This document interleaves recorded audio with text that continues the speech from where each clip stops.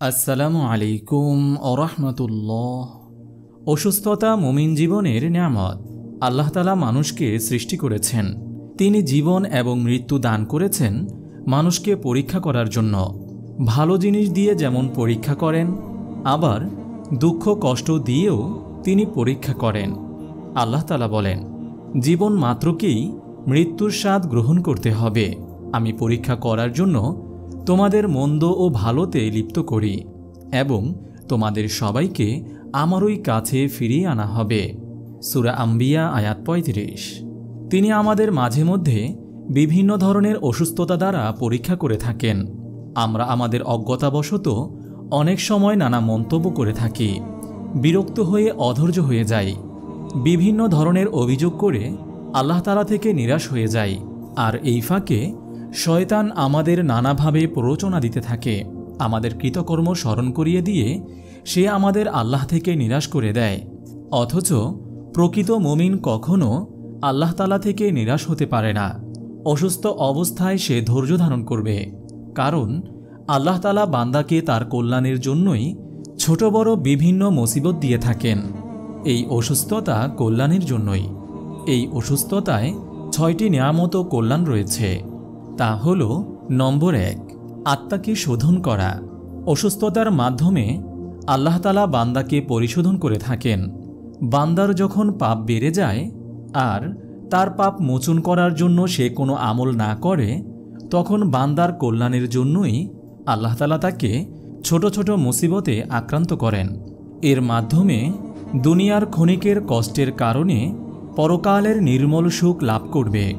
আবু সাঈদ খুদরি রাদিয়াল্লাহু তাআলা আনহু ও আবু হুরায়রা রাদিয়াল্লাহু তাআলা আনহু থেকে বর্ণিত, নবীজি সাল্লাল্লাহু আলাইহি ওয়াসাল্লাম বলেছেন, মুসলিম ব্যক্তির ওপর যে কষ্টক্লেশ, রোগব্যাধি, উদ্বেগ, উৎকণ্ঠা, দুশ্চিন্তা, কষ্ট ও পেরেশানি আসে, এমনকি যে কাঁটা তার দেহে বিঁধে, এসবের মাধ্যমে আল্লাহ তাআলা তার গুনাহ ক্ষমা করে দেন। সহিহ বুখারী হাদিস নম্বর ৫৬৪২। নম্বর ২, সবরের পরীক্ষা করা হয়। অসুস্থতা দিয়ে আল্লাহ তাআলা বান্দার ধৈর্য ও আল্লাহর প্রতি বান্দার বিশ্বাস কতটুকু তা পরীক্ষা করে থাকেন। আল্লাহ তাআলা চান বান্দা এই পরীক্ষায় উত্তীর্ণ হয়ে আল্লাহর নৈকট্যপ্রাপ্ত বান্দা হয়ে যাক। আনাস রাদিয়াল্লাহু তাআলা আনহু থেকে বর্ণিত, তিনি বলেন, রাসূল সাল্লাল্লাহু আলাইহি ওয়াসাল্লাম বলেছেন, আল্লাহ তাআলা যখন তার কোনো বান্দার কল্যাণ সাধন করতে চান, তখন তাড়াতাড়ি দুনিয়াতে তাকে বিপদে নিক্ষেপ করেন, আর যখন তিনি তার কোনো বান্দার অকল্যাণ সাধন করতে চান, তখন তাকে তার অপরাধের শাস্তি প্রদান হতে বিরত থাকেন। তারপর কিয়ামতের দিন তিনি তাকে পুরোপুরি শাস্তি দেন। তিনি আরও বলেন, বিপদ যত মারাত্মক হবে, প্রতিদানও তত মহান হবে। আল্লাহ তাআলা যখন কোনো জাতিকে ভালোবাসেন, তখন তাদের বিপদে ফেলে পরীক্ষা করেন।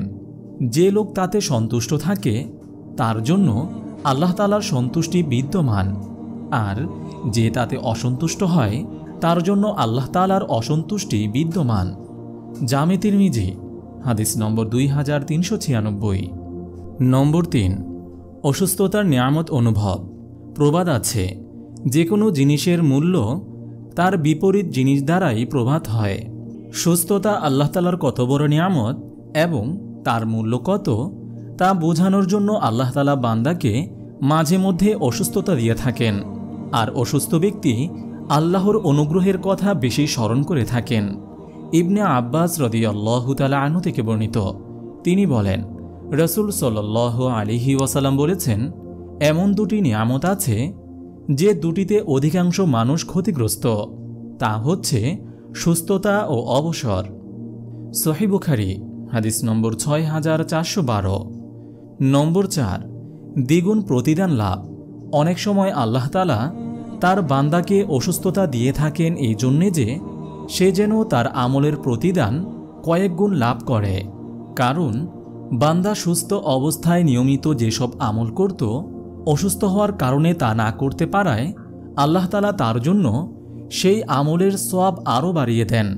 এটা বান্দার প্রতি আল্লাহ তাআলার বিশাল অনুগ্রহ। আয়েশা রাদিয়াল্লাহু তাআলা আনহা বলেন, রাসূল সাল্লাল্লাহু আলাইহি ওয়াসাল্লাম বলেছেন, কোনো ঈমানদার ব্যক্তির শরীরে একটি মাত্র কাঁটার আঘাত কিংবা তার চেয়েও কোনো নগণ্য আঘাত লাগলে আল্লাহ তাআলা তার একটি মর্যাদা বাড়িয়ে দেন কিংবা তার একটি গুনাহ মোচন করে দেন। সহিহ মুসলিম হাদিস নম্বর 6456। আবু মুসা আশআরী রাদিয়াল্লাহু তাআলা আনহু সূত্রে বর্ণিত, তিনি বলেন, আল্লাহর রাসূল সাল্লাল্লাহু আলাইহি ওয়াসাল্লাম বলেছেন, যখন বান্দা অসুস্থ হয় কিংবা সফরে থাকে তখন তার জন্য তাই লেখা হয় যা সে সুস্থ অবস্থায় আমল করত। সহিহ বুখারী হাদিস নম্বর 2996। নম্বর 5, অসহায় মানুষের কথা স্মরণ। আমাদের চারপাশে অনেক দুঃখী মানুষ আছে যারা জটিল রোগে আক্রান্ত হয়ে দিন গুজরান করছে। আমরা তাদের ভুলে থাকি। আল্লাহ তাআলা মাঝে মধ্যে আমাদের অসুস্থ করেন তাদের স্মরণ করানোর জন্য।